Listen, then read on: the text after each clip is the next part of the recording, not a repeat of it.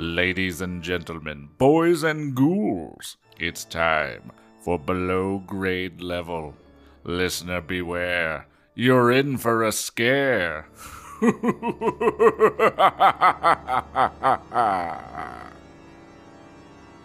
Hello and welcome to Below Grade Level, the show where we take the books that we read as kids and read them as adults and ruin them. I'm one of your hosts, Jonathan Eaton, and with me as always is Bekah Eaton. Hello. And Chris Zaleski. Hello. How's it going tonight, guys? Good. Same as it ever was. Good. Are you guys ready to finish Phantom Valley, the evil one? Hell yeah, I am. Good. This book's been nuts. It has been nuts. And here to finish this book, as was foretold, who helps us finish every book, is our resident closer, returning reigning champion, John Walker. Hello, John. Hello, everybody. I'm back. John, how's it going tonight? Well, you know, I can't save the day every day, Yeah. Jonathan, but I can tonight. So that's what I'm here for. You're so reliable. Your track record's been great. Yeah, you've never let us down. I am looking at the list. There's not a book I've been brought in to finish that we haven't finished. That's true. It's very true. You did try to not finish the last one. Yeah. You tried to. You tried to get quit. out the last I was trying to figure out if there was any wiggle not room. allowed. That's all. I wasn't really. I kind of was. It was. I needed to know for the future. You know? Yeah, just test the limits. One of my favorite John Walker closing memories is when we brought you in to help us finish reading Night of the Living Dummy, the best Goosebumps book that we read. And we grossly miscalculated how much of that book was left. And it was like within 15 minutes, we finished reading the book and then didn't know what to do. I think so it was then we 6 just pages. Then we just read like, We did the Choose Your Own Adventure birthday book. yes, with Dr. McDeath. Yes. And it was a really great time. But man, that was, we really had to pivot. We Yeah. saved it, though. We saved it. Yeah. We're good at this. There's always more literature. There's always, oh my God, there's always more literature. And I'm getting really excited about this show, just like in general going forward, because I think we've got some really great books. We've got a whole new system for reading books. I'm starting to scan this shit myself. We finally realized that if you upload TikToks from your phone, people actually see them Yeah. versus from your laptop where no one sees them. Okay, this is mind-blowing, and I only knew this because I was trying to schedule, I was scheduling clips on TikTok and Instagram ahead of time, because I'm like, I'll be proactive, and I'll do all this shit all at once. And then Instagram, leave it to Mark Zuckerberg to just, like, shit the bed with their fucking content management system. But Instagram forces you into this absolutely terrible back end to schedule content, and it was now it's bad? it works. And it like fully fucking broke, and it wasn't letting me schedule anything. And I was looking it up and I was like, why won't it let me schedule? And then I came across a dude who was like, oh, by the way, if you schedule stuff on Instagram, it suppresses your views. And if you upload it on your phone, the same exact shit, you'll get more views. And then I did, I was just like tested it out, and sure enough, that's 100% true. And then fucking TikTok, same thing. I was scheduling stuff on TikTok, getting like 1 to 3 views per video, and then the first thing I uploaded on TikTok with my phone, it got like 500 views, which is nothing, but also like vastly different. So yeah, I don't know, fuck their back end shit. I don't know how any of it works. Yeah, but now you have like a whole other job. Don't even get me started, man. But I will actually, you know what? Shout out to people listening to this or watching this on YouTube. To any new podcast listeners we have on YouTube, hello, you are seen, and I love you so much. I saw a couple of your comments today, and it made my day. And a lot of people are listening to this on YouTube, so fuck yeah, subscribe and tell people about it. Yeah. I still don't understand. I'm too old, I think, to understand why you would listen to a podcast on YouTube, but I love that it's happening. Yeah. I think a lot of the YouTube stuff is because people go to YouTube already for so much stuff that if you're there, then that's where people. It's just like being on the shelf at Walmart. consume. You know what I mean? Yeah. It's like people are already going there for a lot of music anyway. I think a lot of people get their That's so music on interesting. YouTube. You know, I watch podcasts on YouTube if it has the visual component. Ours doesn't I'm even have almost that. never on YouTube. Yeah. We only go on YouTube when we're like, Every now and then when like a few things we watch Yeah. come out, we're like, oh, Like, we've got a couple episodes. we got of- Hot Ones, we got Hot McElroy Family, Yeah. we got some honest trailers. Yeah. We have a small repertoire of things that we watch on YouTube. But yeah, we saw some comments today from people listening there, and that really made me happy. They Yeah. were so sweet, and They shout were- out to them. Absolutely. Shout out to them, and thank you so much for commenting. If you're listening to this and you haven't commented, I'll read it and respond to it. It's fun. It's great. Or they're like, no, they acknowledged me. Now they're all fucking sentimental. Now I'm never going to listen. Yeah. I don't want to Get be used to called it. out. Get used to it. I'm a soft bitch. Becca, tell It's us the what name of happened the last episode, time. by the way. Um, I'm a soft I'm a bitch. soft bitch. Soft We really bitch. need to start naming these. Yeah. Last time on Phantom Valley, the evil one, we started out with obviously the doll was in bed Mhm. and had crawled out of the Saucy. closet, but from what I remember, hold on, there's a cat getting into a box and somehow the box is on top of him I and don't he's know still how this getting has in it, happened. like under it. If you can picture a pyramid head, but it's a cat, that's Yes. what's going on. Pyramid cat. Uh, Pyramid cat so, head. but then like nothing happens. Like Yeah. she wakes up and the doll's there, and then it's like cut to the next day. Yeah. Like nothing happened from there. Monica goes to get the pass to go to the library because apparently they don't just let anyone into the library in this school. It's like the whole library is the restricted section That from should Harry be the Potter. Yeah, tagline. it They don't is. just let anyone into the library at this school. Yeah. So she goes to the history teacher and she finds out that Bridget is doing the same subject on their paper, which is the Chilean family. Yeah. So they're both not allowed to do the same thing for some reason. And then the teacher gets called away and Monica wishes she had a different history teacher. And then she rates herself a pass from his notepad and goes to break into the library, where she reads a story about the fire and finds a diary entry from the Chilean mom saying that they had to let all their workers go because I guess, I don't know, they didn't have money or something. Yeah. I forget. The newest worker was named Edward Edward. ran dry.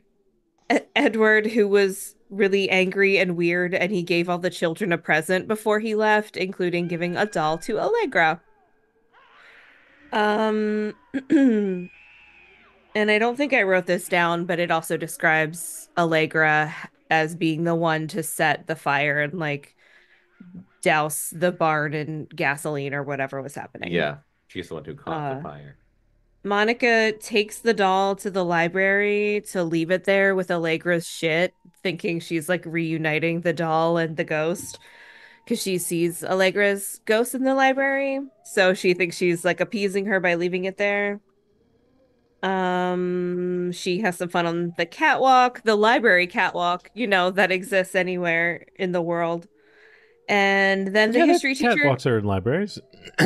Really? Yeah, like when you have the like halfway up the wall of shelves, the little walkway that goes along that you walk along to get to those I don't books. think I've never seen a walkway in a library. All I'm thinking of is Ours like the just have, like, a Peabody regular roof. Library in Mount Vernon. Yeah. That's so That's so It's so fancy. fancy. That is not a Yeah. normal library. And you also can't go up there unless you're special like me. What? Well, you I can went up there. kind of see one here. When? Why? John's got a background that's a fancy looking library. I'm in the stacks.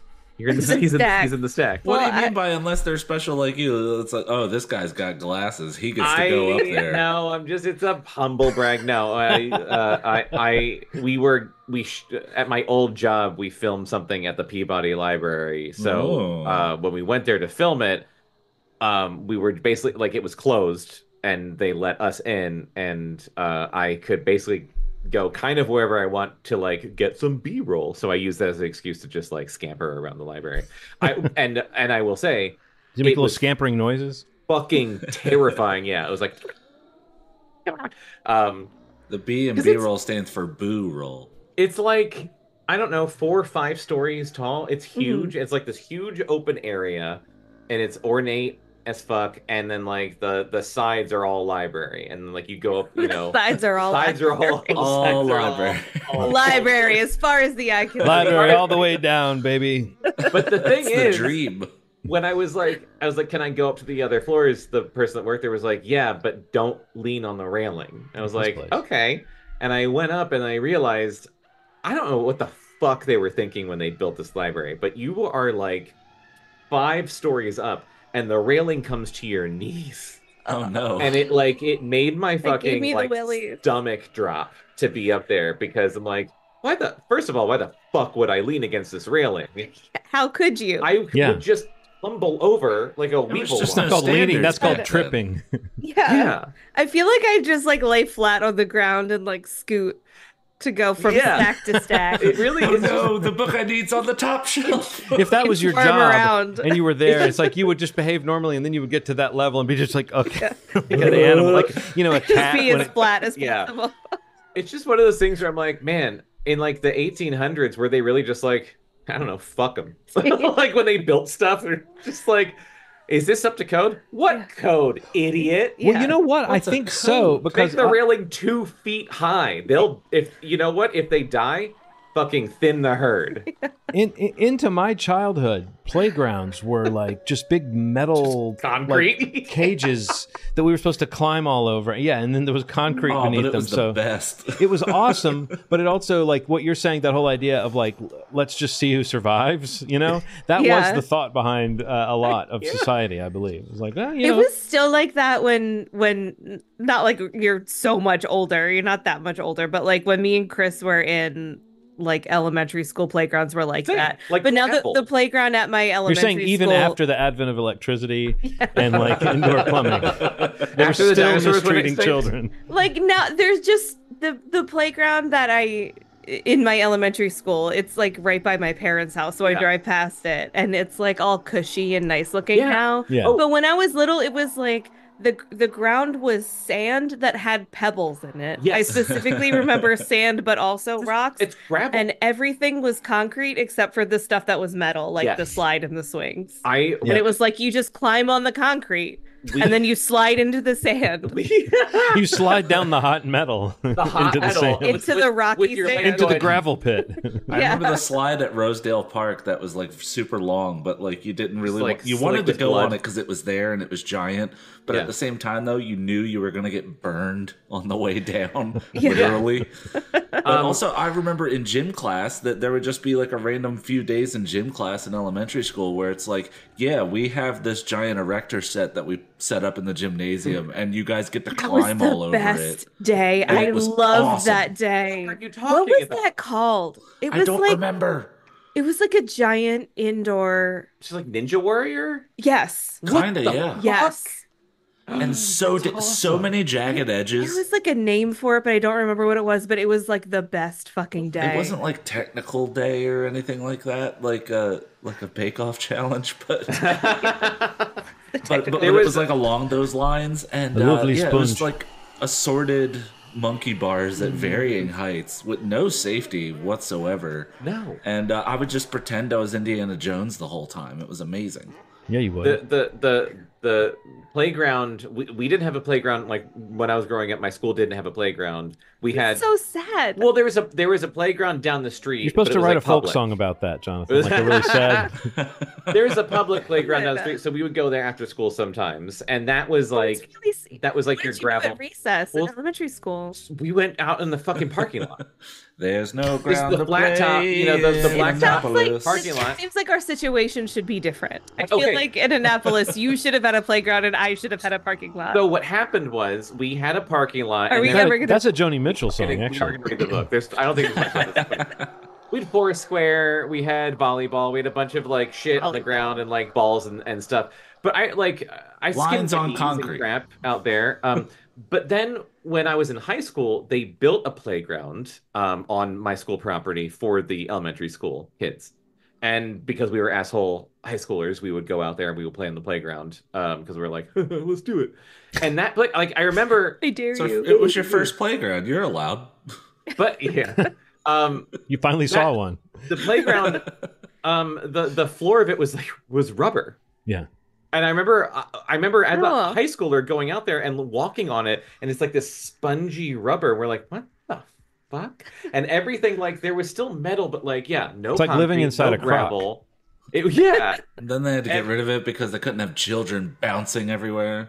but it was crazy because I'm like, these fucking kids have it so goddamn easy. Like this is No, like no. bouncing rubber. It's more like, no, these kids are being treated like they could get hurt, and someone's Yeah. trying to take care of them. Someone cares about their safety. Yeah, someone actually like who gives they a should have shit the whole time. about them I actually remember one of planned the this things we playground. had. Plus next to the It was just like a big metal frame and then just like a chain, just like a Oh, yeah. chain That you grid, climb up. and you just climbed up the chain grid. yeah. Yeah, You get And your that was fucking fun. fingers caught in it. Like a Okay, net we chain. got I didn't go very high. I was classic a scaredy net chain cat.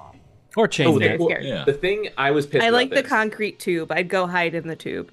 I was That was pissed. my spot. The rubber. There was Okay, I'm like gonna a hole tell at the you. top so you could stick your head up. I'm gonna tell you the three least surprising things that I've already learned. Jonathan wasn't allowed on playgrounds when he was a kid. Chris, I forgot what it is that we found out about you. Oh, that you played Indiana Jones on the playground. Yeah, on And that Bekah, you a would hide in the tetanus tube on the nightmare. playground. Very on like, brand. I would have Everything moved is so between on those brand. three crowds. I would have been doing Yeah. a little Yeah. Indiana Jones, Yeah. a little hanging out off the Well, playground, you're and then cooler than all three of us. hopping in the so- tube, see who's down there. The thing that playground did have, the new one that we went and played with at high school, that we were all obsessed with because we were furious they didn't have it when we were kids, Mhm. and it was only probably like 10 feet long, but there was a zip line.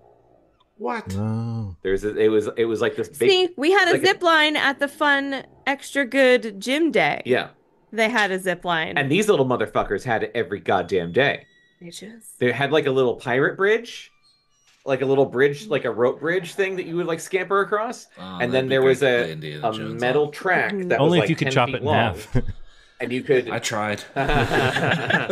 He no nuts, he just crazy. like 10-year-old Chris going, Ali Ma, In With a hell. stick. see you in hell. With a stick to no one, and they're like, "That boy ain't right. He needs a Let's read this special book. tutor." I don't want to. I just want to talk about our childhood. Yeah, this is fun. Well, This isn't is that what they're here for? I was For gonna us to say, I talk hope the about our people on childhoods? YouTube are enjoying this. That's true. I will say this: the special day, the special gym day, If was not, that's always, what the whole like 15-second skip ahead button's for. it was always like you won the lottery. Yeah. You know, whenever it was the special day, Yeah. and the one that I remembered, I'm not going to do the old guy thing. Back when I was a kid, we didn't have special erector sets. We had parachutes, but it was parachute day. Oh, That the was parachute so was a fucking big hit. exciting. Yeah. And Oh my I God, that was I can't the even best thing in the remember world. now why it was so exciting to me. But whenever I first experienced parachute day, that changed the concept of parachutes for me for the rest of my life. I was just gonna say that it changed your brain chemistry. It kind of you're, did because it was like gonna we can chase have that much feeling for fun. the rest of your that- life. Yeah. There's that much teamwork involved. and Anything just, that's slightly different when you're young Yeah. is so exciting. yeah. Like, waving, there was, waving like, fabric around. Come on. Bike day and Okay. roller skate day. This is the last thing I'm gonna say before I start reading this book. I almost want to post on Facebook, except I always regret when I post on Facebook to ask what was that special gym day in elementary school Oh, called. you're gonna get so many Should responses I? that are no, because everyone's a dumbass. Yeah, but we might find out the name of that erector set day. Yeah. The last thing I'll say before I start reading chapter 19 of the evil one, Phantom Valley. Is whose hair is on that Is page? did you? No, it's a coaster. Oh, Chris, we went over this last time. Did you guys also line dance in gym class?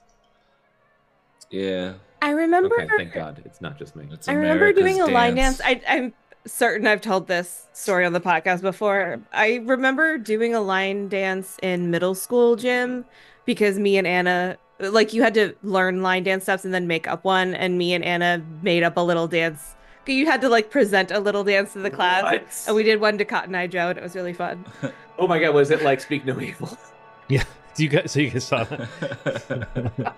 Was Cotton Eye Joe in it? Yeah, when they were doing the Cotton Eye Joe performance, yes! and James McAvoy kept going like, no. It was like that, except without James the McAvoy. terror. Yeah, without the terror. trauma.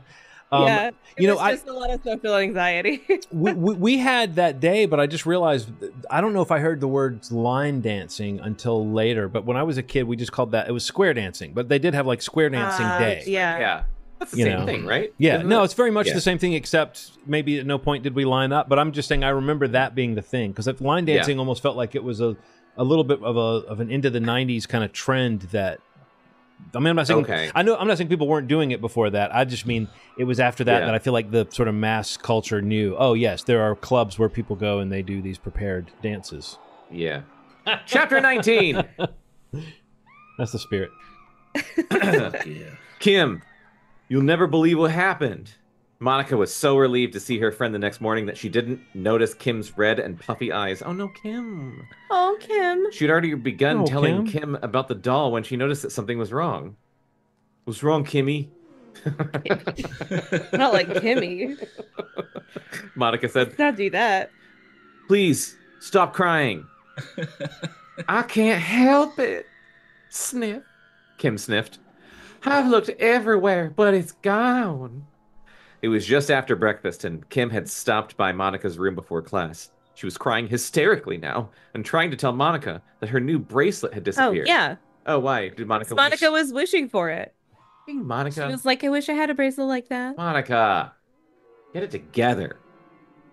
It's got to be somewhere, Monica said, knotting a piece of red yarn around the end of her thick braid. What? We can put a lost and found note out on the bulletin board. Monica! Kim shouted, forgetting about the bracelet. Monica turned and saw Kim pointing toward the bureau. What's that doll doing back here? Kim asked. For the first time since she'd come in, Kim studied Monica closely. Oh my god. That's what I wanted to tell you, said Monica. She's after me. Allegra's trying to get me. She had her doll back, said Kim, wiping her eyes on her sleeve. What more did she want? Pronounced Dow. I'm not going to do that. But thank you for the note. You're welcome. I have no idea. Monica went on to tell Kim about the doll showing up at her door the night before. So I don't know what to do with the doll. Every time I take it off the bureau, it comes back. At least if I leave it there, I won't have to wonder how it got there. It'll be there because I put it there. It's ravings of a crazy person. Maybe Bridget brought it up here, said Kim. Remember, she saw you in the stacks with the doll. But why would she do that, Kimmy? Ew, I didn't realize it was Kimmy with an IE. Ew.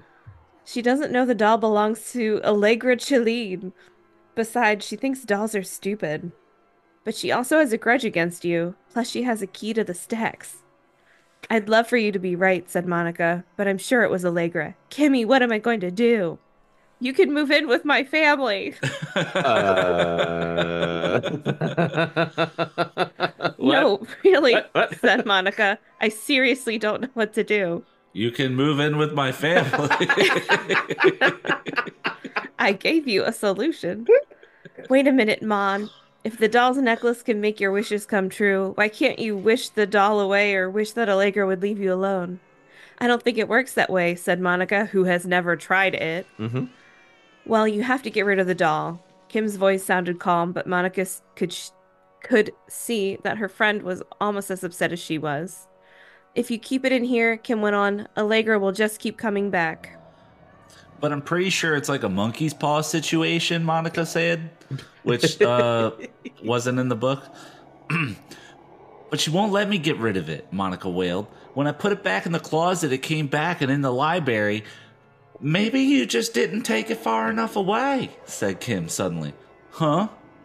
Well, you keep taking it to places at school. Maybe you should take it into town or something. You just gave me an idea, Monica said, suddenly calmer. It's kind of scary, but it just might work. In fact, it might be the only thing that will work. What is it? Well, you'll have to be willing to break a school rule, said Monica. Kim said, what? A school rule, said Monica. Are you? Come on, Monica. Kim sounded impatient. What do I have to do? Stay in my room tonight, I know it's not allowed without Mrs. Danita's permission, but no one else has to know. You can come up here after gymnastics, and I'll sneak you some food from dinner. I have 2 extra blankets that I can fold up and put on the floor. I'll do that, said Kim. I'll tell my parents you have permission. You're not gonna let her share the bed, right? You're gonna sleep on the floor like a dog. Come on, Bekah. 2 blankets folded up? That doesn't sound incredibly comfortable. So appealing. Like a dog. Next to the haunted closet? Yeah. Why don't you just go a step further? Put that bitch in the closet. Not even a full closet. It's a haunted cubbyhole. Yeah. I'll tell my parents that you have permission for me to stay so they won't worry. Oh, shit. I'll tell my parents that you have permission for me to stay so they won't worry. Then I can help you in case Allegra shows up again. That's not why I want you to stay, said Monica. I want you to help me make sure she never does show up again. Now I'm totally confused. What are you talking about? About what you just said, said Monica. About not taking the doll far enough away. Well, I just realized where it has to go. I should have thought of it before. The cemetery, Where, said Kim. Dig up that grave. Dig up that grave. Where Allegra is. I mean, where she really is. The Chelene graveyard. Are you crazy? Kim said quietly. She stared at her friend. Think about it, Kim. Allegra's dead and buried. The only way to get her and the doll together is to bury it with her. I see what you mean, said Kim after a moment. But what if someone sees us? That's why I want you to stay over. We'll do it tonight after everyone's in bed. That is, if you'll help me. Kim's face turned very pale beneath her freckles. Sure, she finally said. Why not?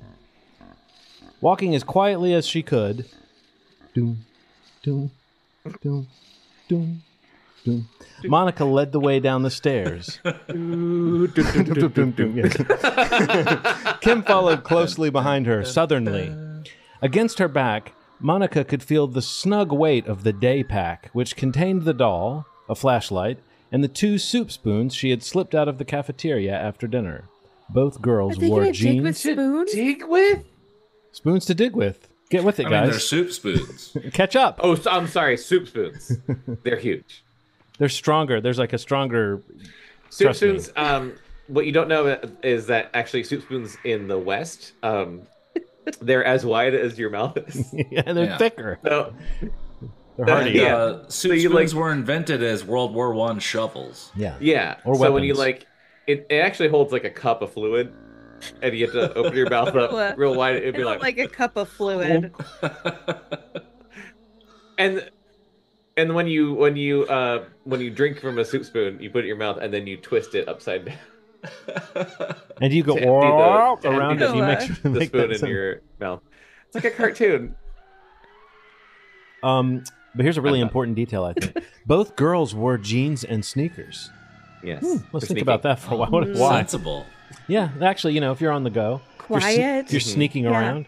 Not going to make a lot of switching sounds. Yes. Can't wear corduroys if you're going to sneak around. Corduroys are the worst things to fucking sneak in. Corduroys are a ninja's enemy. Yeah. That old truism. The huge grandfather I really clock. wish these episodes had names. No, maybe we can start naming them. The huge grandfather clock in the main hall began to chime midnight, making other things vibrate throughout the ancient house. Perfect timing, Monica What thought. things? I know. What other things? What certain other things are you referring to? Perfect timing, Monica thought as she slipped the lock open on the front door. The sounds of the clock would block out any sounds they made. What am I Great doing? would it be if the next book was about the clock? That'd be awesome. Well, there's time. Aren't there like several books? Well, there's time. There is time, John.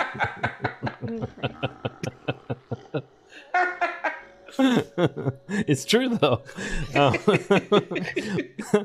What am I doing? Monica thought as they stepped out into the night.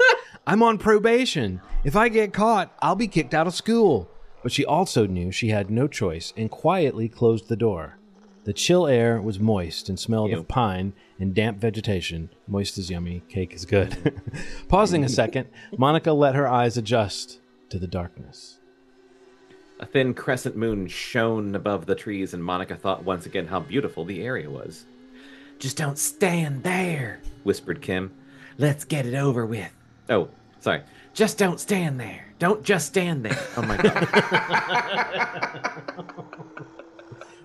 If it's worse, a sample. What's happening? Second page and he forgot how to read.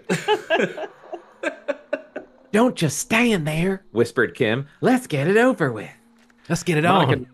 Let's get it. Monica nodded and started across the broad, grassy lawn, leading her friend into the pine forest. She hoped they wouldn't run into Mr. Fernandez, the school security guard. First mention of him? Yep. Okay, cool. It's so dark out here, whispered Kim. Monica pulled the flashlight out of her pack and switched it on. The small circle of light somehow made the thick forest less threatening. Come on, she said. Is this way? Shivering from more than the chill, she led Kim through the forest along the same path the ghost of Allegra had led her. An owl hooted overhead. Monica jumped without meaning to and immediately began searching for Allegra, but the ghost was nowhere in sight. Good, Monica thought. Just stay away from me and I'll give you back your stupid doll. Monica? Kim's voice sounded tired and scared. Monica turned her attention to her friend. What's the matter? Monica asked. Nothing. But is it much further? I don't think so. I think it's right over. But Monica's words were cut off by a piercing shriek from Kim. With her heart pounding, Monica whirled around. Her friend was gone. Kim, Monica screamed out her friend's name. Huh? Chapter. Chapter 20. Kim, Monica screamed out her friend's name. The listeners need to know. What could have happened to her? Help! Monica heard Kim's voice coming from down low. She followed a fucking grave. God! She swung the flashlight around to shine on a ditch that had been half hidden by a fallen tree and a carpet of leaves and pine cones. A ditch? It's just a ditch. Just a ditch. Kim fell in a Hidden ditch. by a lot, though. Monica called. Are you all right? I think so. Kim's small round face looked pale and frightened. Help me out. It's all slimy down here. Oh. Leaning over, Monica reached down with her hand. The dish was filled with wet, decaying needles and leaves. Kim, oh. Yeah. Kim, Oh. so gross. Kim grabbed Monica's hand and with her help scrambled up the slippery slope. Yuck, she said, brushing off her jeans. I'm all wet and muddy. Look at that, said Monica, pointing to a spot where the path had given way into the ditch. No wonder I fell in, said Kim. I was so scared. At first I thought I fell into a grave. So did I, Kim. We are on the same wavelength. Same.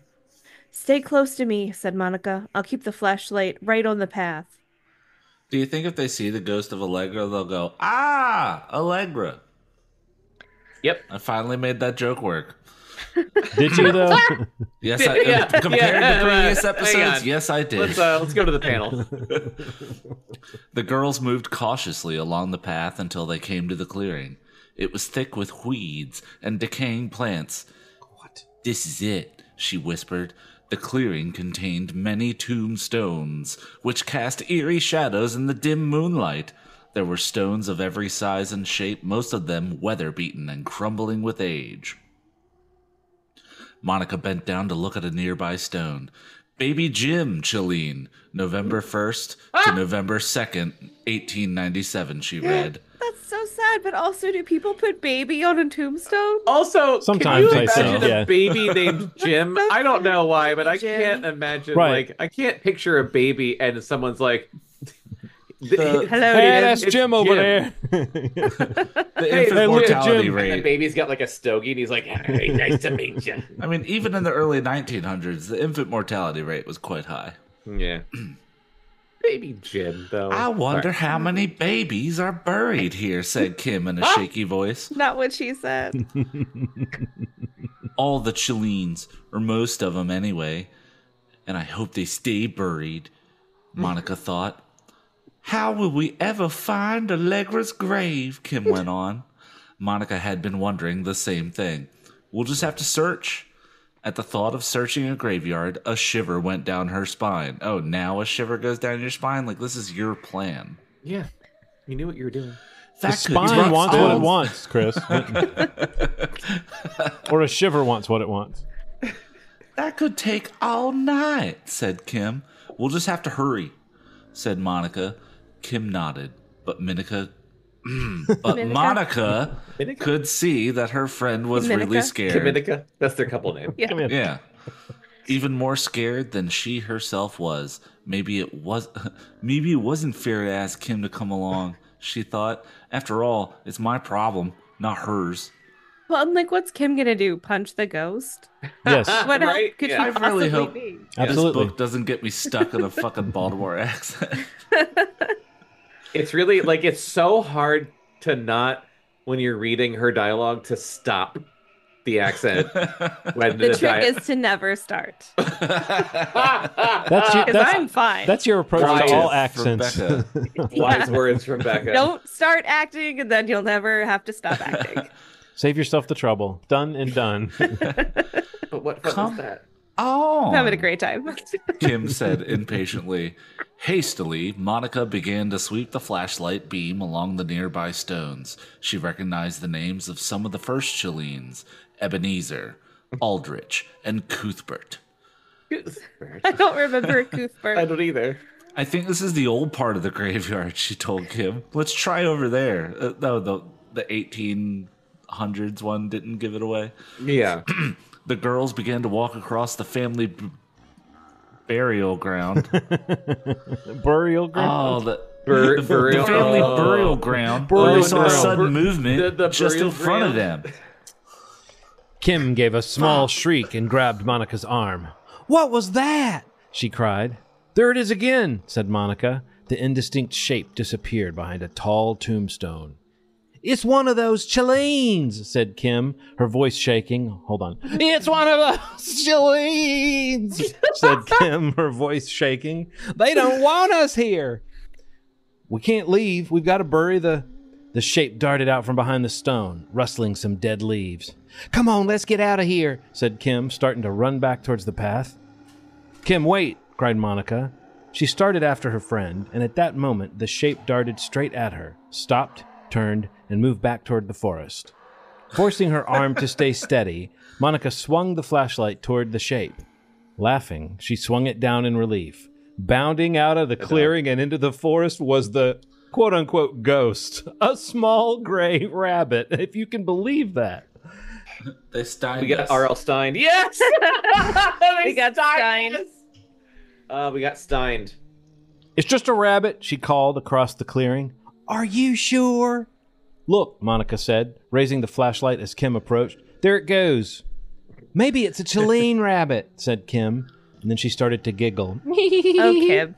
You're Monica adorable. started giggling too. Kim's my favorite. They both giggled. That's what we sound like in Baltimore when we laugh. I can't believe this, Kim said, gasping for breath. Here we are out in a graveyard in the middle of the night laughing. Come on, Monica said. Let's find Allegra. They continued to check out the gravestones. Finally, Monica found a familiar name. Valentine Chelline. Oh, no, that's the wrong voice. Valentine Chelline, she said. That's her father. Her grave has to be right near his. I see it, said Kim. Both girls stepped up to a dark stone with weeds growing around it. Carved in simple block letters were the words, Allegra Chelline, 1899 to 1911. The same time frame as Red Dead Redemption 2 and 1. That's odd that that's in there. It's very prescient. It's really It's weird. a lot of forethought. It's really there. weird that that's on the tombstone. Yeah. Monica continued to stare at the stone. So this is where you're buried, she thought. Well, you can stay here now because I brought your doll back. She set her pack on the ground and then, without a word, took out the spoon. She started playing the spoons. She does And Spoon Man. And then some Jell-O pudding. Spoon Man. You, Kim, she said. Wait, hang on. The sentence is incredible. I read ahead, I'm sorry. Here, Kim, she said, take a spoon. I'm muting my mic. They begin to dig right next to the grave of Allegra Chelline. What if we dig up a skeleton? Said Kim after a few minutes. Don't even say that, said Wow. Monica. But she had been worrying about the same thing. A moment later, Kim shrieked in terror.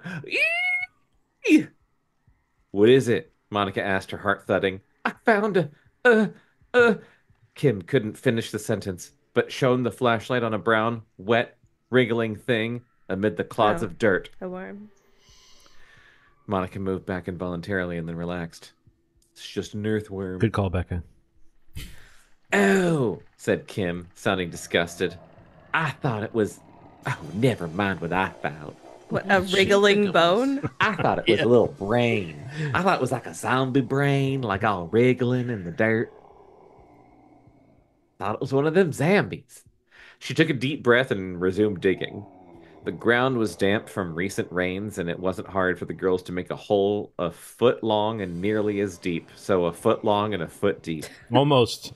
Nearly. Almost, nearly. Like 11 and a half inches. But how wide? A foot. Yeah. He doesn't mention that. It's like a spoon's width. No, it's literally like 1 inch wide. Yeah. One long trench. Yeah. How did he even do that? The perfect amount of space for the doll. Dig it deeper. Guys. Guys.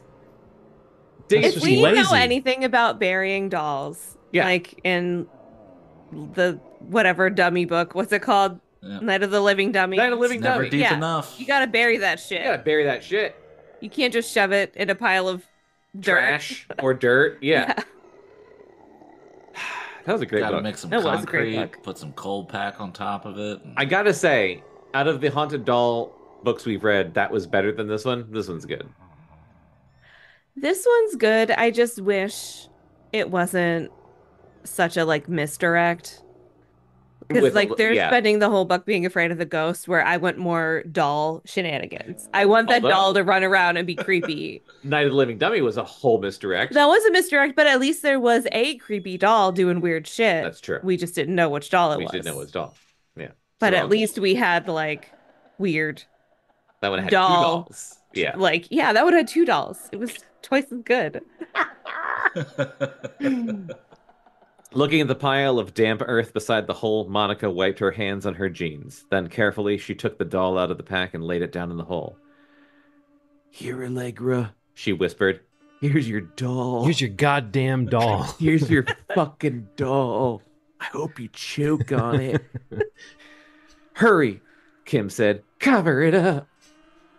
You think the ghost's gonna She's be Paul like, Lynn now. That's not what I was telling you. Cover it up. I don't want the doll. The Yeah. doll started Stop the fire. bringing me the fucking doll. Monica took a last look at the doll. Then with Kim's help, she began to push handfuls of dirt back into the hole.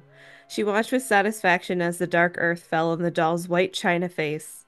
The last part covered was the eyelids. When the doll was completely buried, they filled in the rest of the hole. Monica stood, dusted off her hands, and put her pack back on. It's over, she told Kim. It's all over now. No, it's not. What's now? We still have some book left. There's still book left. Chapter 21. Wake up, sleepyhead. Monica opened her eyes to see Kim sitting at the foot of her bed. Kim had already put away the blankets she had slept on, all 2 of them. Right. Monica stretched and sat up. What time is it? About 15 minutes till breakfast, said her friend. My back is killing me from sleeping on the floor. I was just thinking, I bet she can bounce back from You this. bitch. That's what we call Chekhov's back pain. Yes. She can bounce back from this so Chekhov's gay panda. fast because she's because she's like a child. If I slept on 2 blankets on the floor now, Yeah. I would be It would be 2 weeks of recovery, at least. I'd And be several I'd be muscle I'd be relaxers. on the couch for 2 weeks, be like, oh, I almost died. Sorry. Oh well, said Kim. Just so it doesn't screw up my backflips. Would you be able to do backflips after sleeping on the floor? No. Well, I never could before. Knowing me, I'd try, and then I would fuck it up even worse. Yeah. You'd break all your bones. I'd break all my bones. Holding on now. What is this book boring you? I'm just so tired. Monica stretched. I really slept, she said. I guess it's just knowing we got rid of the you-know-what. That's really fucking rude. Right? To You be made like, your I friends slept sleep on so the well. floor. I still don't believe we did that, said Kim. Me neither. Someday when we're old, we can tell our grandchildren how we went out to a graveyard in the middle of the night to bury a doll. I would fucking love if my grandmother told me a story like that. That would That would absolutely, but be like amazing. also, yeah, 100% that's what a grandparent But would you're do. Be also like, married to "One someone that time." would go and dig it up. We compliment Fucking each would other love perfectly. to be haunted. If my grandmother buried a doll? No. Chris is saying that you would be the one to bury the doll. No, I If don't you want if that. you had a I don't lead, want that. No, I want I'm- my grandmother to be crazy and bury a doll. I'm saying if you had a lead on a haunted doll, Jonathan would fucking dig it up. True. Yes. They'll think we were crazy, Kim laughed. Monica got up and picked up a navy blue turtleneck from her clean laundry pile. Humble brag. Kim began to repack Why is your her. clean laundry in a pile? Hold that shit. Kim began to repack her overnight bag, leaving out clean clothes to wear. Uh-oh, she said. What's wrong? Spaghetti ass. I thought I could wear the same jeans I wore yesterday, but they're all torn and muddy, said Kim. Yeah, you fell Look. a ditch. Whoa, said Monica. That must have happened when you fell in the ditch. I didn't even notice last night. Me neither. Can I wear a pair of yours? Sure, said Monica. They're in the bottom drawer. Monica was just pulling on her own jeans when she heard Kim gasp. I don't believe it, Kim cried. Hot diggity down. What? Said Monica, wondering for a heart-stopping moment if the doll had come back. Look what I found in your drawer. Your drawer, said Kim. Monica turned and saw that her Kim's friend's voice started out as Scarlett O'Hara, and then it went into this, and I truly, at this point, I don't know what Scarlett O'Hara sounds like. A bit more it's so- posh. I do declare. A bit more upscale than what we've been doing. But even even knowing that, if I tried to do it, I would still be like, hot diggity down. Just in other words, just like Scarlett O'Hara. Just like Scarlett. Yeah, you know how. Classic character. No, your go-to is Scooter from Borderlands, from the movie, who never spoke a word. Oh, God. I thought we all agreed to not speak of that. Monica turned and saw that her friend's face was twisted in shock and pain. In Kim's hand was the silver Navajo bracelet her parents had given her for her birthday. Oh. How'd that get in my drawer? Monica asked, surprised and confused. How do you think, you idiot? Good question, said Kim, obviously upset. Do you think I put it there? Said Monica. Who else could have put it there? Said Kim, her expression changing from confused to angry. I'm sorry, but this ghost stuff is getting too weird for me. I don't know what to believe anymore. Kimmy, you know I'd never take your bracelet. Monica was stunned. I have no idea who put it there. And you also don't know who put Bridget's leather jacket in your closet, said Kim angrily. I'm starting to think this whole ghost business is your way of getting everything you want without it being your fault. How can you see that? Said Monica. I don't know what to believe, Monica. All I know is this is the second time something stolen has turned up in your room. Kim, no, listen to me. I'm through listening to you. I've been listening to you all semester. Kim threw the pair of Monica's jeans she'd been holding on the floor and began to pull on her own torn, muddy ones. You really had me fooled, I actually believed all that stuff about Allegra Chelene and the doll. I actually believe you didn't steal Bridget's jacket. I must be the dumbest person in Phantom Valley. Also, doesn't that seem like a lot of effort? It really does. But she's also only known Monica for like a week, so who fucking knows what she's capable of? I didn't take the bracelet, Monica said in despair. If you wanted it so much, why didn't you just tell me? Kim's voice began to shake. I would have let you wear it any time you wanted. Kim, please. And I thought we were such good friends, Kim went on, gathering up her overnight bag and school books. But there's no way I can be friends with someone who's a liar and a thief. Her face was streaming with tears as she rushed out of the room and slammed the door. Monica pulled open the door and ran after her, her face hot with humiliation. Hot with humiliation.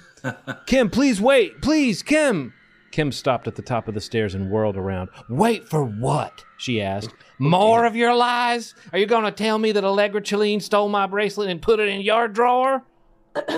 I don't know how it got there, said Monica, but I think Allegra had something to do with it. But Kim, she's gone now. So am I, said Kim. Forget it, Monica. Just forget it. It's Chinatown. It's Chinatown, Monica. It's Phantom Valley, Monica. Forget it, Monica. It's Phantom Valley. Just forget it, Monica. It's Phantom Valley.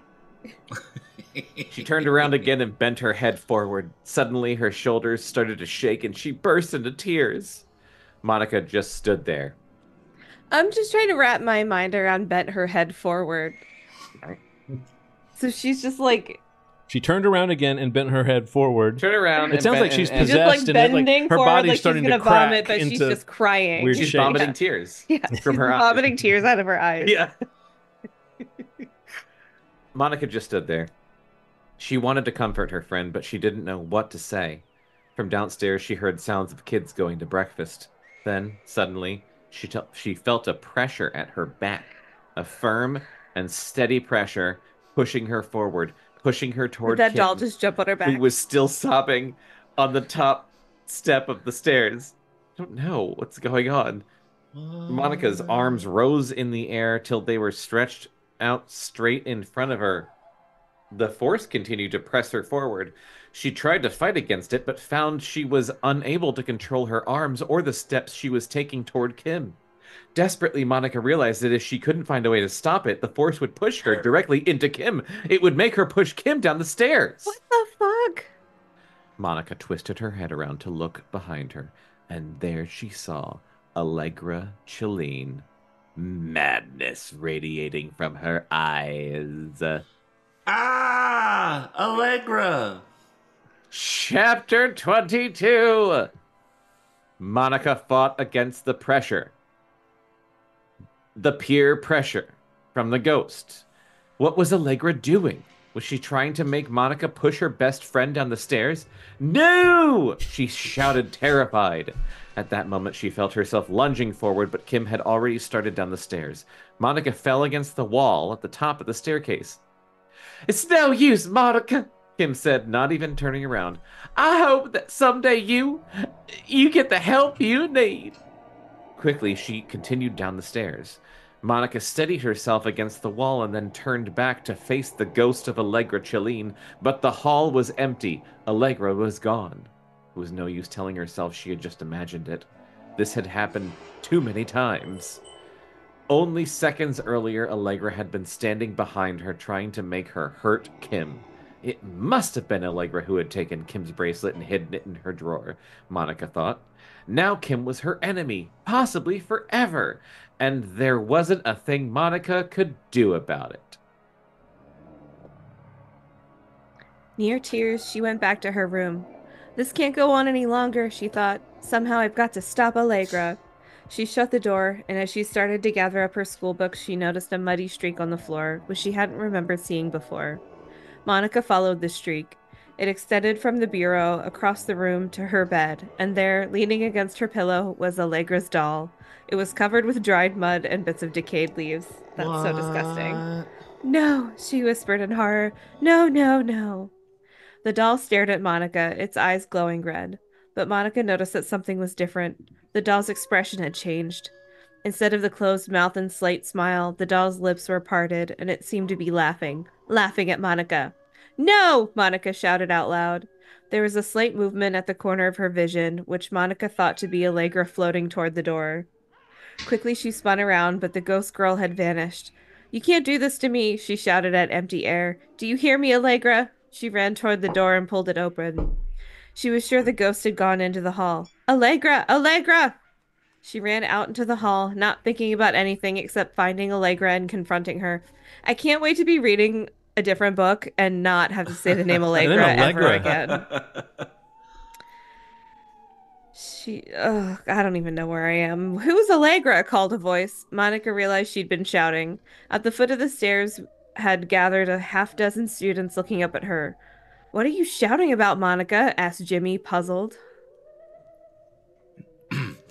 Yeah, Monica, what are you shouting about?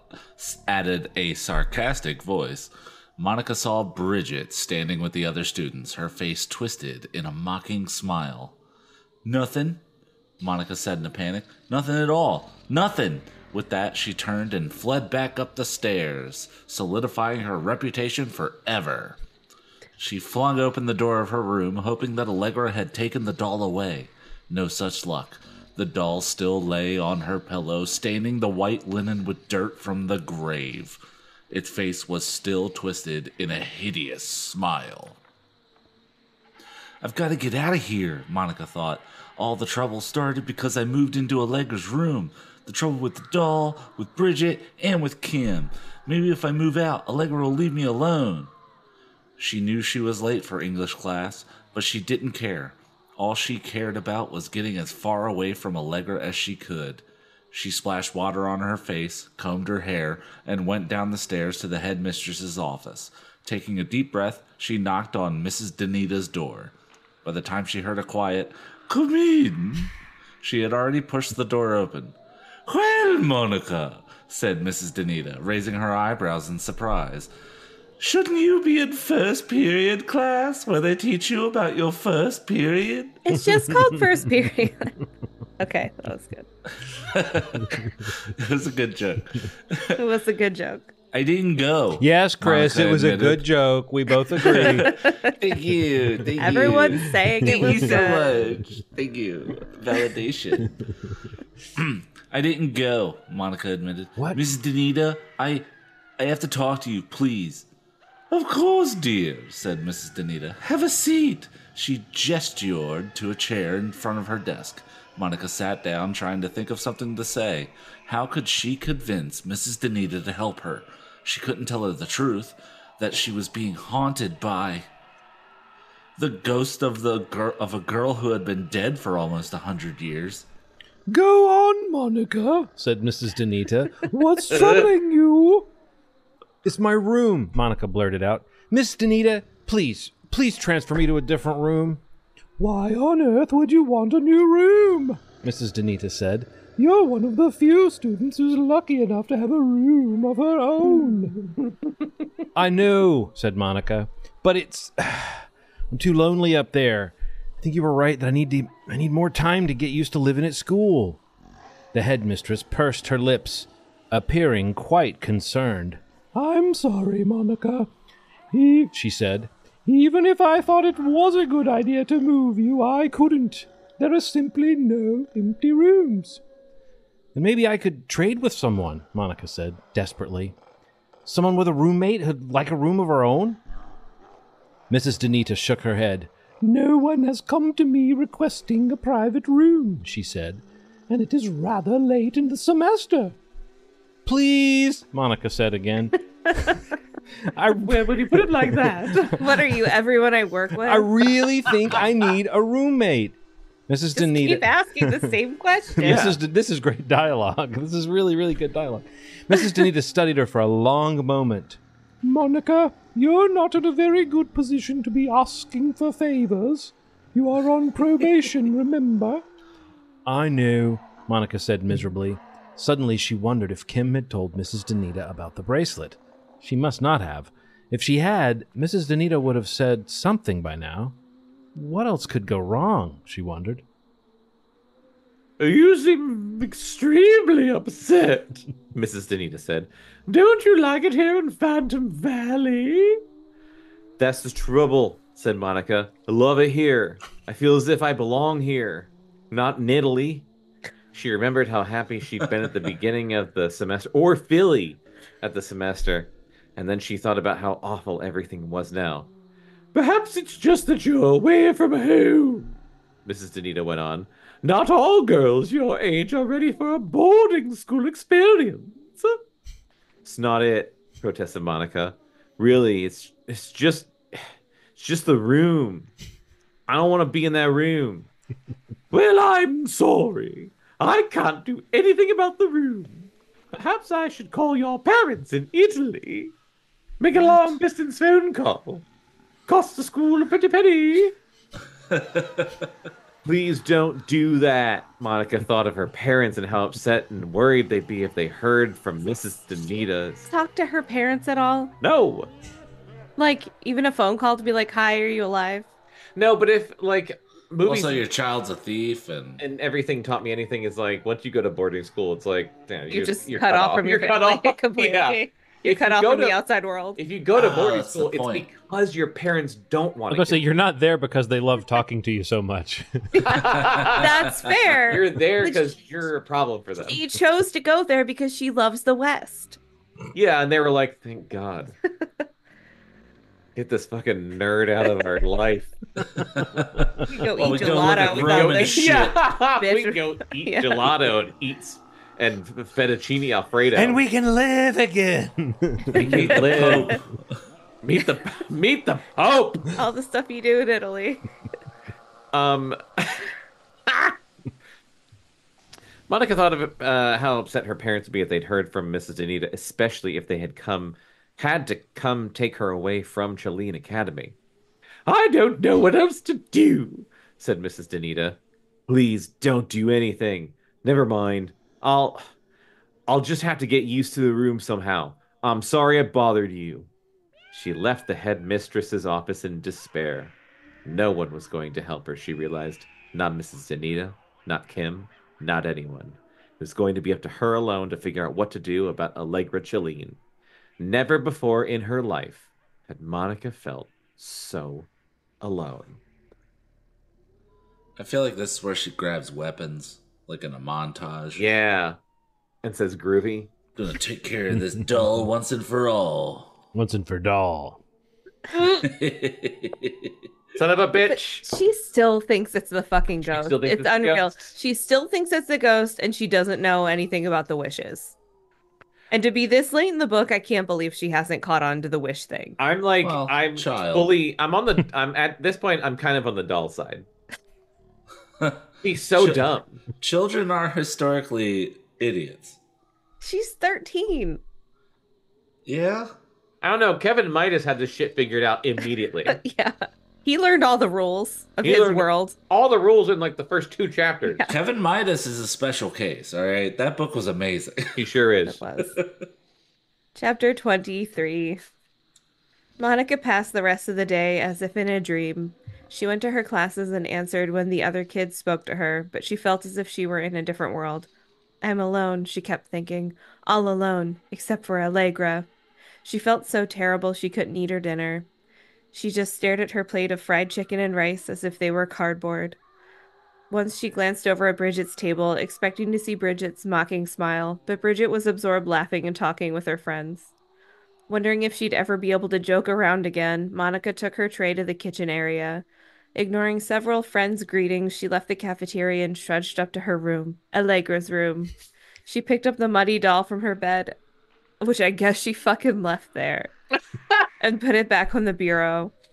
She remembered how happy she had been her first few days in Phantom Valley. She had felt so at home. She remembered her first sight of the room, how cheery and cozy it had seemed. What a dumb bitch she was. But the room no longer seemed I friendly. think it's strange that that line is in there. Yeah, it's crazy that would It's be really written hard. I know, Oh, it's yeah. suddenly the writer's passing judgment Well, on I the, guess on we the know why character. it's no longer in print. But probably There is it why. is as written. Yeah. Yeah. Instead, it seemed dangerous, with evil lurking in every shadow. It's getting hard to breathe in here, she thought, going to the window and pulling it open. It was raining, and a cool breeze blew into the room. Oh, that's She the could best. just make out the tall shapes of the pine trees beyond the lawn. But now, even the forest seemed possessed of evil, of danger. Her eyes filled with tears as she returned to her bed and sat propped up against the wall as the doll had been. From the top of the bureau, the doll seemed to be staring malevolently. Now she's the doll. I know, right? At That's fucking badass. But How it's- cool would it be if this book had a bleak ending? That would be amazing. Yeah. but its face was wearing its usual painted expression. She thought she must have imagined that the face had changed earlier. Monica knew that somehow the doll was the key to her troubles. Really? What gave it away? Somehow. Sorry, hang on 1 second. We have less than... Page 110. Yeah. She figured out the doll is the problem. Therefore, the criticism of how I started this page are assuaged. Who's There wasn't criticizing? any criticism. Bitch. She is a dumb There was no bitch. criticism. We're in agreement, Chris. Ahem. Somehow, she thought, I've got to get the doll back to Allegra. But how? I don't think you still got it, baby. I'm sorry. She felt torn. Allegra scared her, but she had to get through to her so she could take her doll back. Monica tried to figure out the best way to get to Allegra since Allegra seemed to come and go as she pleased. I wish Allegra would write a note, like in mud on the wall. Yeah. That's like, stop bringing me the fucking doll. Or do you like charades? I think we've seen enough documentaries where it's like really hard for ghosts to like do that. Like But that at one this- documentary, Ghost, where the dude died and it was hard for him to touch a penny. Or that other one, Ghostbusters Frozen Empire. Yeah. Like it takes a lot of effort. It takes a lot of effort, but at that point, I would put all my effort into it. This bitch won't stop bringing me my haunted doll. And I finally have the sweet release of death, and this stupid girl keeps bringing the haunted doll back to my bones. and counterpoint in the Somehow documentary. spell out doll bad. What, Jonathan? I said counterpoint in the Why- documentary Poltergeist. All they did was move things. They couldn't stop moving things. Why won't this Yeah. bitch go Move into a a pen foggy on a shower? piece of paper Yeah. and write doll bad. We like, need all bad. someone to come in and lay down the rules about being a ghost, a ghost dad, if you will. We need a Zelda Rubinstein to come in and be like, the doll is bad. You gotta cleanse the doll.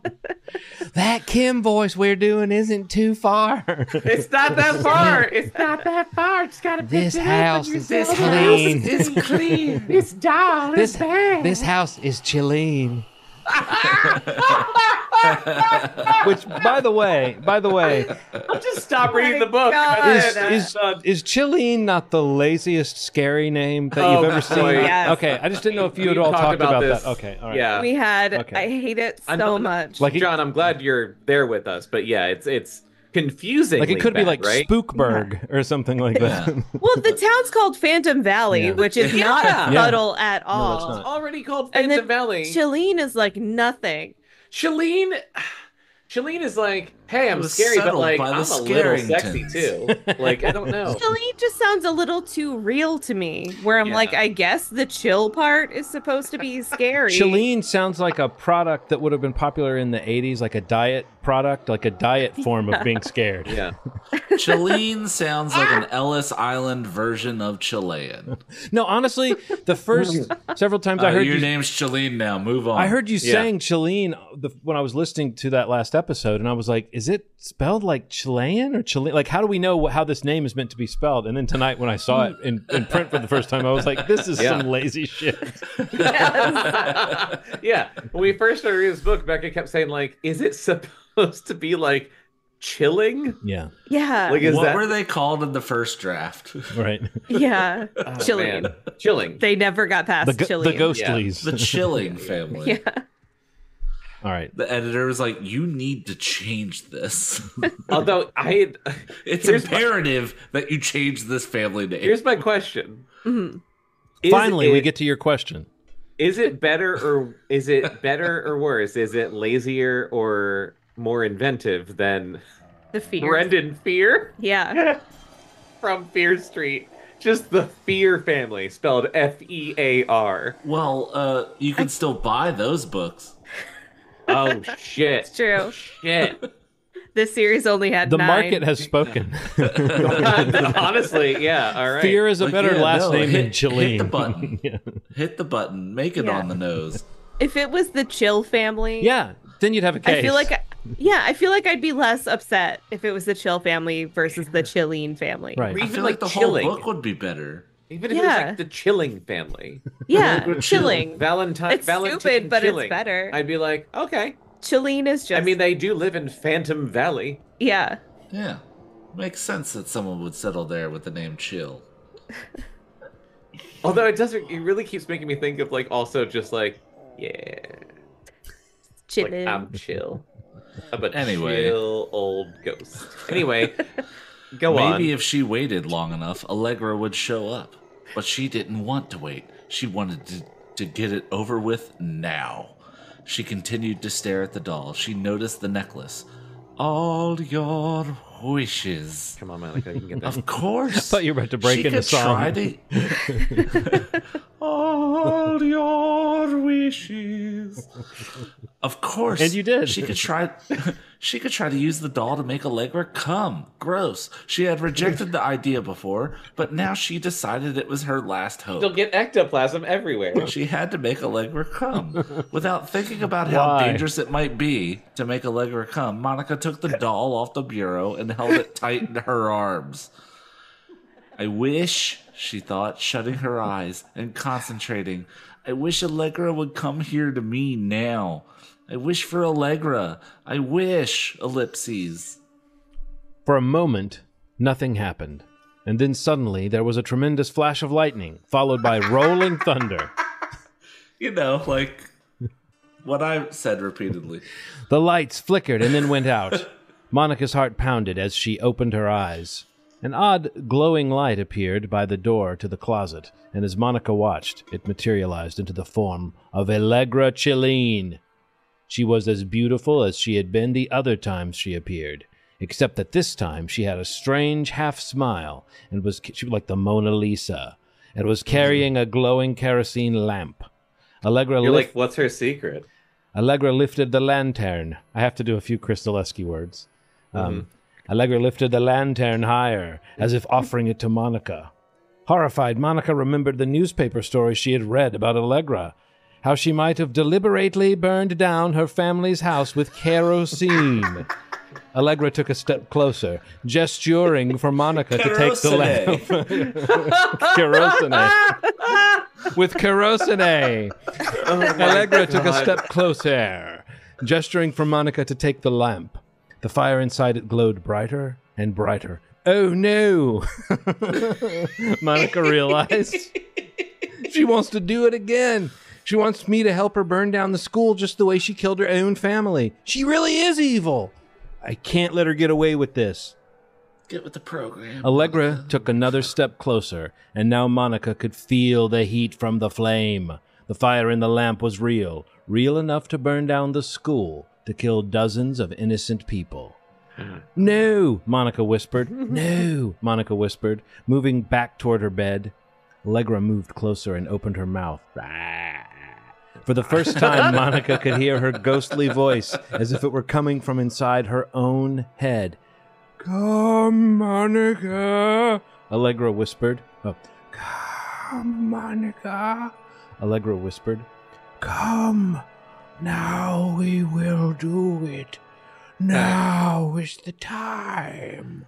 Okay, so now we got a team-up scenario. I was just realizing, like, man, I wish John Waters had ever made a horror movie. Just like thinking of like a horror movie protagonist that was so fucking Baltimore would be hilarious. Yes. Very gross. Oh no. Oh no. Oh no. That's what you call it. I see no way to take that seriously. Oh, That would be not saying, impossible. I'm not saying I want to take it seriously. I think it's a horror comedy. That's the name of the movie. Very gross. No, the name of the movie is Oh No, a Ghost. Oh no, a ghost. It writes itself. You have to do like John. a circle of Old If Bay you run on into the him, floor. you need to put that idea in his head. Oh my god! If I run, I'll never fucking meet John Waters. All those We could years just- I lived in Hampton. We could make a movie. We could make a movie. We will won't. make him. You We know, won't, but you know, when I was briefly going to be a big time otter guy at your Halloween costume party, the Yeah, stuffed the guy who loves otter otters. that I ordered, I was going to put a little otter. mustache on him and say that his name was John Otters because he was going to be in costume as well. that's so Fucking bitch. Son of a bitch. Oh, that's amazing. God, Do you still have the otter? I still have the otter, and Nikki wears the sweater around, but I looked like 10 pounds of shit in a 5-pound bag in that sweater.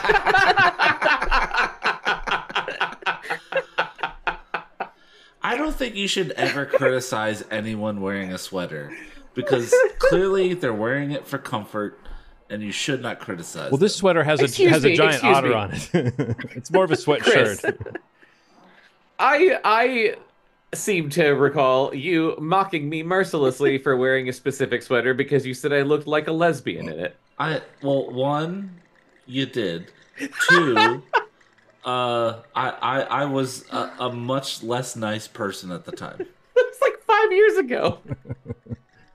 He's changed. It's been a rough 5 years, man. It's come a long way. It has. But also you did. And that's not a bad thing. No. It's you're fine. the one I'll that take took it it as a bad thing. Time for what? Said Monica. You know, said Allegra. You know what must be done. I'm Dumbledore now. Harry.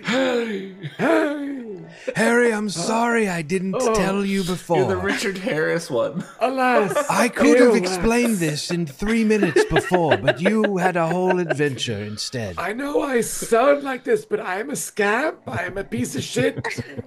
I could have made all of this much easier. I just want to watch Harry, children what I suffer. told you was true from a certain point of view. You'll understand the irony when you're older. I probably could have stopped a lot that has happened. Harry, this is but all I going to didn't. end with you having to watch me die. No! Monica cried out loud. What an elaborate suicide. No spoilers. No. That was always his eventual goal. It was just an elaborate suicide. Of course it was. He's such a dick. He's like, how can I fuck this kid up the most? Oh, I know. I'll make him feed me death liquid and then watch me die. It'll build character. It'll be hilarious. And I'll visit him as a ghost. I'll be like, gotcha. Death liquid. At that moment, there was a flash of lightning, and the room filled with brilliant light until the rumble of thunder carried it away. Then it became dark again, dark except for the hypnotic glow of the lamp. You must. She told Monica, practically forcing her to take the lamp. I can't do this alone. I need your help, Harry. No, Monica thought. No, I won't do it. I won't burn down the school. No matter what happens to me, I won't do it. Come. Allegra whispered again. She was right in front of Monica now, and the lantern's heat felt like that from the flames of a roaring fire. I don't know why my eyes tripped on that too.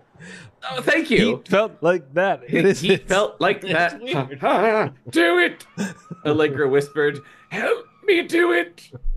Monica felt a ghostly hand guide hers. Unable to resist, Monica felt her hands lift up and remove the glass chimney. Now the flame was open to the air. For a moment, Monica and the ghost stood and stared at each other. Allegra's face was intense, as if the only thing in the world that mattered was what they were going to do next. I won't do it, Monica thought again, but even while she thought this, she felt her hands move again. No, please, no, she thought, but her hands continued to move against her will. How will it happen? She wondered.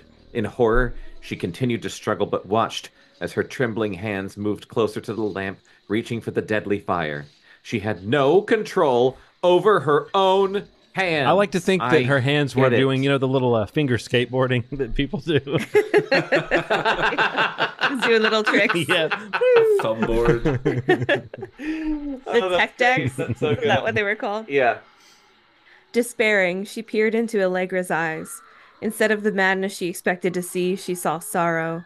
For she And never then- lived to see tech decks. And then suddenly, she felt her hands move away from the lantern and down to where the doll lay on the bed.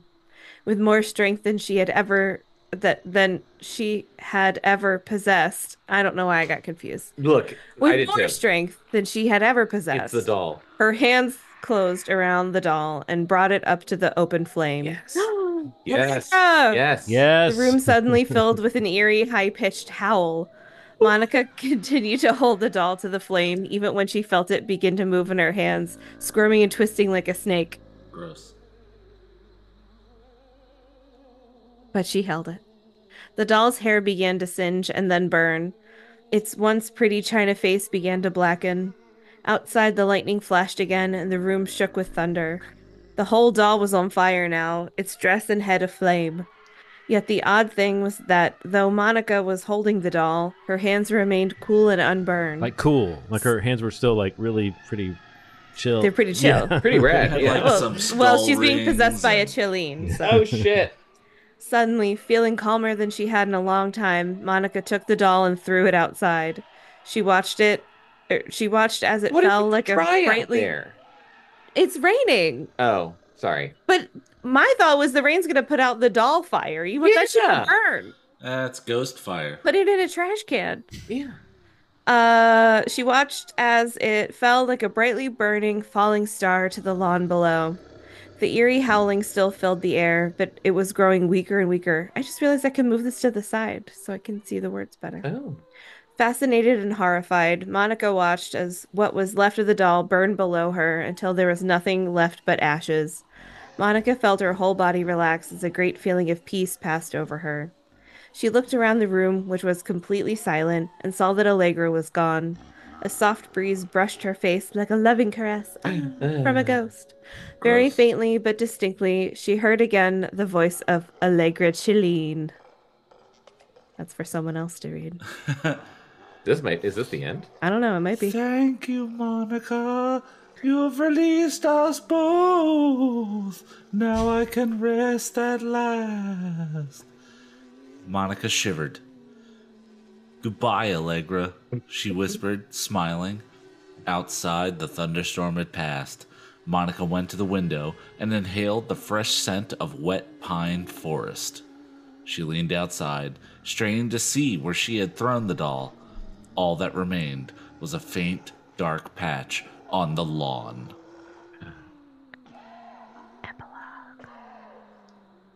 Epilogue. Jesus fucking Christ. Is that how they Epilogue. say it in Italian? Epilogue. You gotta do this. Epilogue. I don't know. I just read what was on the screen. It really is the most beautiful bracelet I've ever seen, Monica told Kim, admiring the silver circle around her friend's wrist. I know, Kim said simply. Simply. That seems I'm pointed. reading as written. The only thing is, I don't wish I had it myself, Monica went on. The girls were sitting at a study table in the library. I'm just glad that they're friends again. I'm glad they're back in the stacks. Yeah. Me too.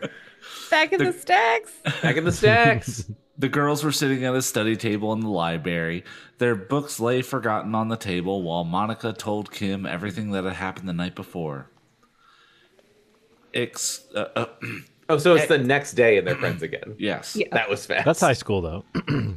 Yeah. Well, it's the epilogue. Yeah. Yeah. Excuse epilogue. me. The epilogue. That's the epilogue glue. Yep. That's way better. Excuse me, said a familiar voice. Both girls raised their heads to see Bridget standing above them. The library is for studying, not talking, she Bridget's said, a bitch. disapproval on her face. She does work there. Yeah, but like, fuck off. Sorry, said Monica, not even Monica annoyed. broke her arm. Monica didn't break shit. The doll The broke her doll arm. did it, yeah. Whatever. We'll be quiet, said Kim.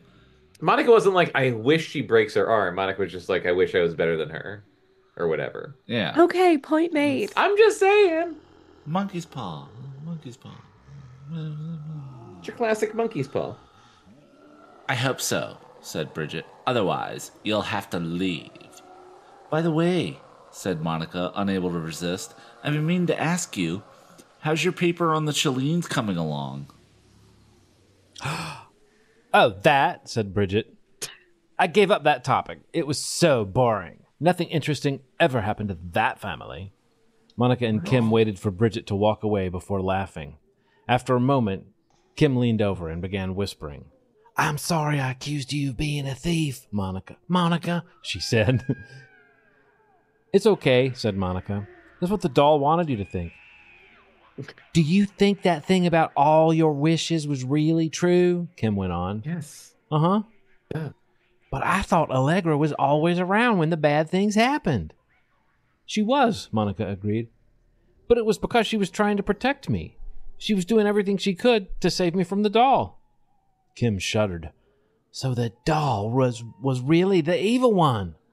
Oh, I just figured that out. I was today years old when I figured that out. Yes, Kimmy, but for all the years, poor Allegra got blamed for the evil. Even you and I thought she was causing everything bad around here. Poor Allegra, said Kim. I knew. Just before she left, I got a feeling about what her life had... Wow, this... Whoa. I knew. Just before she left, I got a feeling about what her life had been like. Before Edward gave her the doll, she was a normal, happy 12-year-old. But then the doll's evil took over, and terrible things started happening. The worst thing was the fire that destroyed her whole family. Do you think Edward knew that doll was evil and gave it to her to get back at the Chelines for letting him go? Said Kim. It's possible, but maybe the doll controlled him too. We'll never know. But why was Allegra haunting you? Yeah, that's how we say it down there. Kim said.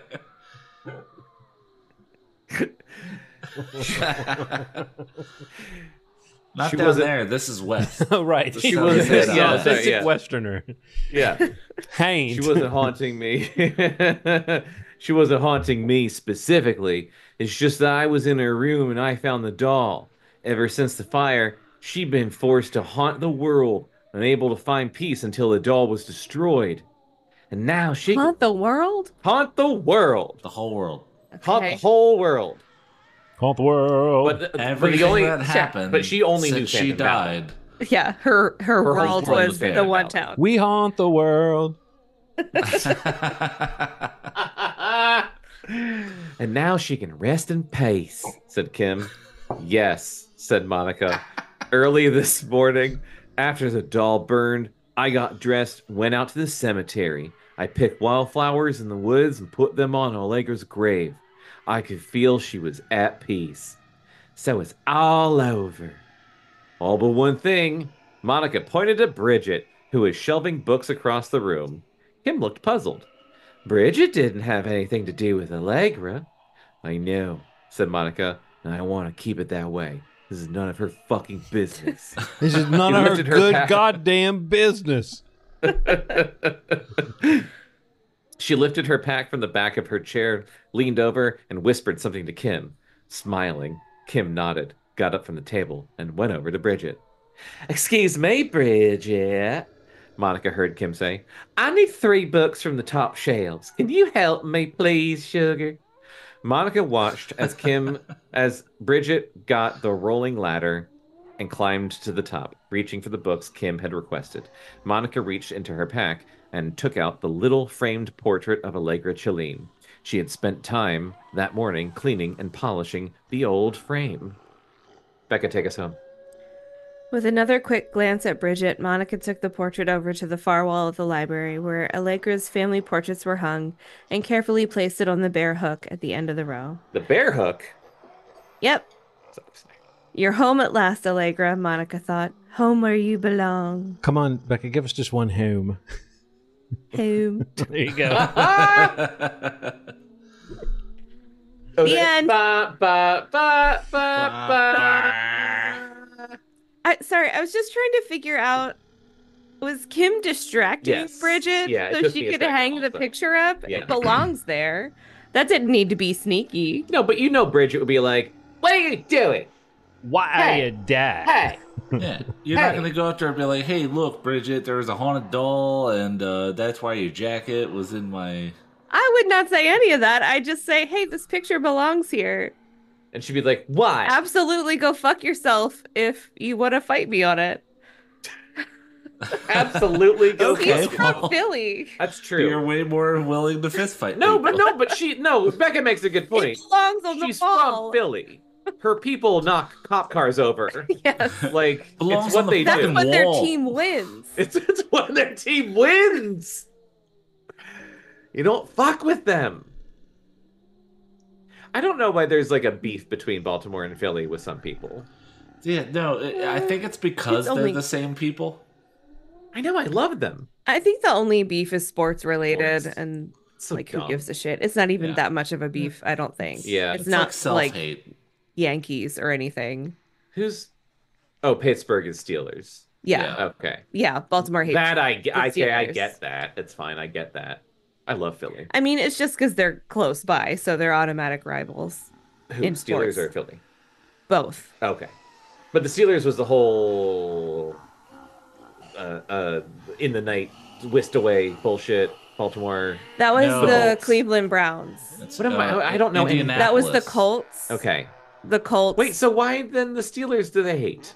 Just because they're close by, from Yeah. what I can figure out. I don't know. This has nothing to do with anything. you Yes, just said. ask me sports questions. Do Ravens fans hate Steelers more than was it Eagles? Probably. Yeah, that's what I thought. Yeah. But why then? I think probably because the Steelers are better than the Eagles. Okay. I think all they right. just beat us more. They won a lot of Super Bowls. That's why everyone hates the Yankees. They won like a shitload of Super Bowls, Yeah. and then everyone, I don't know, probably everyone hated them, Yeah. but I think Baltimore especially hates them. Everyone hates the Yankees because they dumped a shitload of money into Because they're it. rich, And, yeah. and also the Yankees are the original Orioles. The Orioles moved from Baltimore, went to New York, became So it's the just another Yankees. case of Yeah. stealing our team or whatever. Same thing with like why like the Ravens and the Browns kind of have a rivalry, but not really because I guess Ohio's nicer.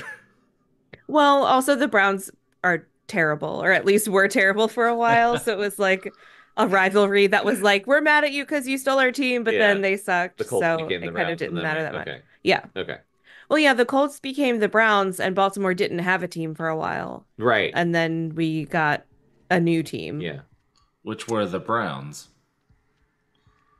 Like the Browns moved from Cleveland to here, and became part of the the deal Ravens? was they didn't get the name.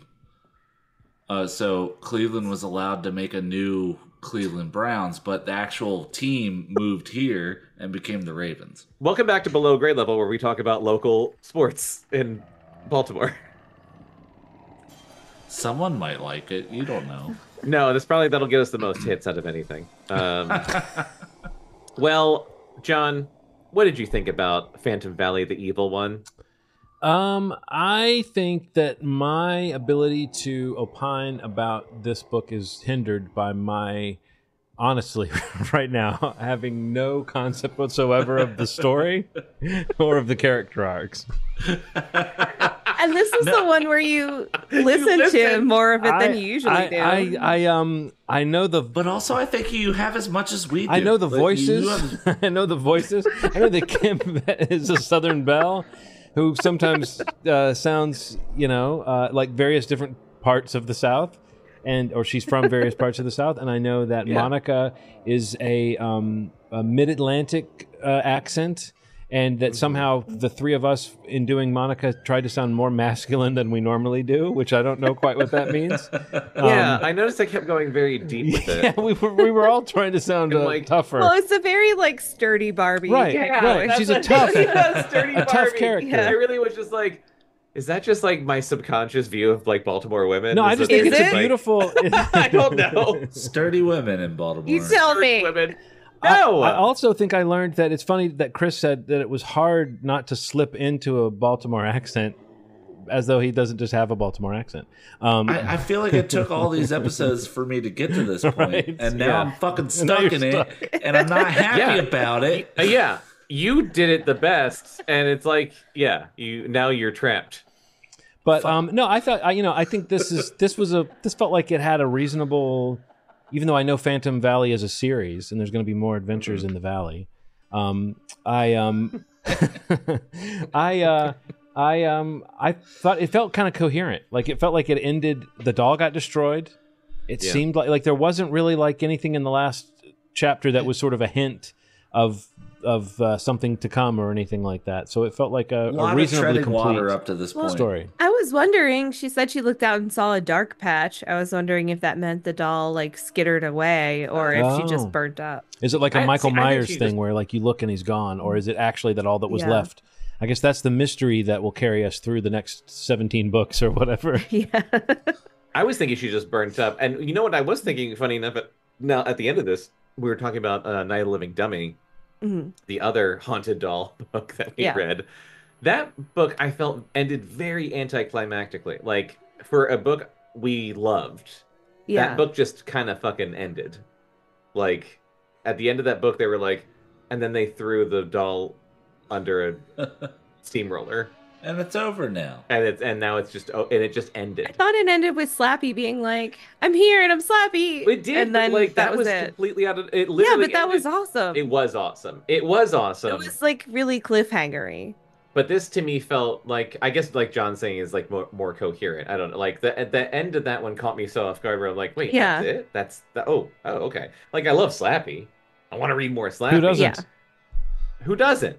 But yeah, this like she literally burned the fucking burning the doll is cooler than tossing him under a steamroller. Or burying him in the middle of a above ground pile of dirt, which I still do not understand. What a terrible. Well, kids are dumb. Oh, the kids are so dumb. If we've learned anything from this podcast, well, it's that children are stupid. I loved this book. I thought it was great. Did you guys like it? I liked it a lot. Yeah. I dug the hell out of it. The other books in the series sound even more insane. Oh. Like some of the other ones sound crazier. Yeah. Like, well, let's I'm just jump right into the these. next book right now. Yeah, let's just right now. Pick it up. The next one sounds fucking wild. I'll tell you about it when we stop recording. There's only there's only 8 other Phantom Valley books. We could conceivably do them all eventually. But there's not many Phantom Valley books, and I do own all of them. So we can absolutely we'll this is not the last you've heard of Phantom Valley on below grade level.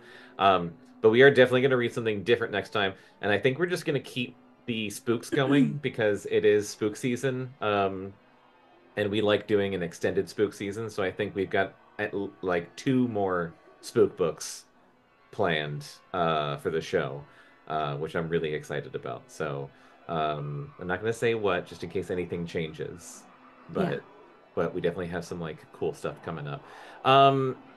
John, do you have anything you would like the listeners to know about? Well, definitely get over to sci-fi.bandcamp.com. That's sci like and fi spelled the same way. Fi like yeah, and fi like fi. Sci-fi.bandcamp.com. You can find my new EP, Whatever Happened to John, which just came out a couple of weeks ago, and that's also along with all the other great sci-fi stuff on that page. And if people like this show, they are officially required to like. You said this comes out on Friday. 2 days from now, you'll be able to, with your Sunday morning coffee, you'll be able to listen to the same group of people reading creepy stories from a book of short stories that I loved when I was a kid that we recorded last year. We recorded this a long time ago. I have no memory of this. Yes. These people no memory. Yes, we did. We recorded We might have a problem. stories from I don't think the recording can forget itself, so I think I'm fine with the podcast. But about us our personally. mental states might be a little iffy. You but... all might have a problem, but I don't have a problem with this podcast. It'll be on the FYIZ podcast feed, so just look for FYIZ wherever you get your podcast. That's F like fun, Y like you, I like N, and Z like zebra. Fun you in zebra. Fun you in zebra. But anyway, yes, that will be. There's a book called The Haunted Planet, and we read a few stories from that book. I have a vague memory of this. Yes. I remember the cover of it. Yes. In fact, Chris was offering to make me a poster out of the cover because we all liked the cover so much, and then he lost his job where he could make me a poster the next day or something. sorry, Chris, I didn't mean to laugh at Probably like the very next day. Holy shit. Someone heard I was going to get a cool poster, and they said, "Fuck this." But anyway, cannot that'll stand. So yeah, selections from the Haunted Planet will be available in 2 days on the FYIZ podcast feed with this same group of fine folks. And also, you can catch me close to every week on Movie Schmovie, which is a podcast I do with my friend Steve and Ron, where we just talk about current movies and television shows. So we're beholden to whatever's new. Fantastic. I will also say that you can hear me, John, and Chris on The Sketchy Show, also on Cactus Radio. I recommend it. Improv sketch comedy podcast, and there's a Halloween episode coming out pretty soon. I don't know how soon. To hear it. I still have a lot of editing to do, but that's coming out soon. It's going to be really fun. And yeah, listen to the rest of Below Grade Level, subscribe, and like us, and give us some feedback. You can email us at podcast@cactusrodeo.com, or you can just leave us some comments on Below Grade Level, TikTok, Instagram, on Below TikTok. YouTube, wherever below the video. There's no basement at TikTok. And then check out Is our there other a catwalk? there is a check out our other show, brand new show, Casting Dreams, where me and Patrick Anderson do a deep dive into the Sega Dreamcasts. So if you like video games and retro games and Sega and Dreamcast and all that kind of shit, take a listen to that. It's very fun. That's it from us. We'll see you next time with something else spooky to listen to. Ooh. See you next time. We love you. Bye. Bye.